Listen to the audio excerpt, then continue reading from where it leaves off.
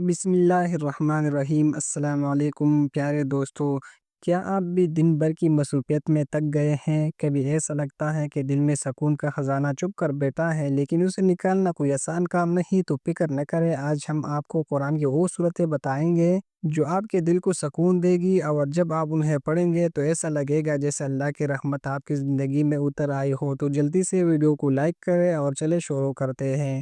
سورۃ الفاتحہ سب سے پہلی سورت ہے۔ سورۃ الفاتحہ جو قرآن کی مفصل اور خلاصہ سورت کہلاتی ہے۔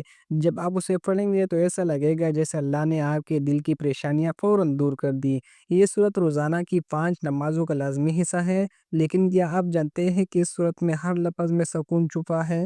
اب یہاں پر ایک حدیث بھی یاد آتی ہے۔ نبی صلی اللہ علیہ وآلہ وسلم نے فرمایا، اللہ نے میری امت کے لیے سورۃ الفاتحہ کو خاص طور پر عطا کیا ہے، جو کہ ہر بیماری اور پریشانی کے لیے شفا ہے۔ صحیح مسلم۔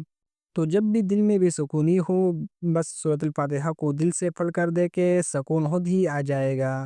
نمبر 2، سورۃ البقرہ آیت الکرسی۔ اب آتے ہیں دوسری سورت پر جو ہے سورۃ البقرہ، اور خاص طور پر آیت الکرسی۔ یہ آیت ایسی ہے کہ اگر آپ اسے پڑھیں تو اللہ کی حفاظت اور سکون آپ کے ساتھ ہوگا۔ اور کیا آپ جانتے ہیں اس آیات کو پڑھنے کے بعد آپ کی رات بھر کی نیند بھی بہت پرسکون ہو جائے گی؟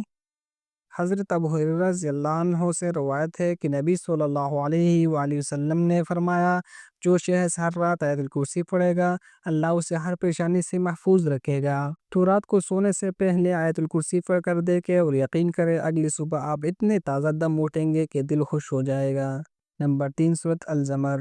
اور اب آخر میں آتی ہے سورۃ الزمر کی آیات 53، جس میں اللہ تعالیٰ فرماتے ہیں کہ تمہارے گناہ جو بھی ہو میری رحمت سے مایوس نہ ہو۔ یہ آیات دل کو اتنا سکون دیتی ہے کہ اگر آپ نے گناہ کیے ہیں تو اللہ کی رحمت کا دروازہ ہمیشہ کھلا ہے۔ حضرت علی رضی اللہ عنہ نے فرمایا، اللہ کی رحمت اتنی وسیع ہے کہ وہ ہر گناہ کو معاف کر سکتا ہے، بس بندہ سچے دل سے توبہ کرے۔ تو اگر کبھی دل میں مایوسی ہو، اس آیات کو پڑھے اور آپ کا دل پھر سے سکون سے بھر جائے گا۔ دوستو، یہ تھی وہ 3 صورتیں اور آیات جو آپ کے دل کو سکون دینے کی ضمانت ہے۔ اب آپ خود ہی بتائیں، کیا آپ بھی ان صورتوں کو پڑھ کر سکون کا تجربہ نہیں کرنا چاہیں گے؟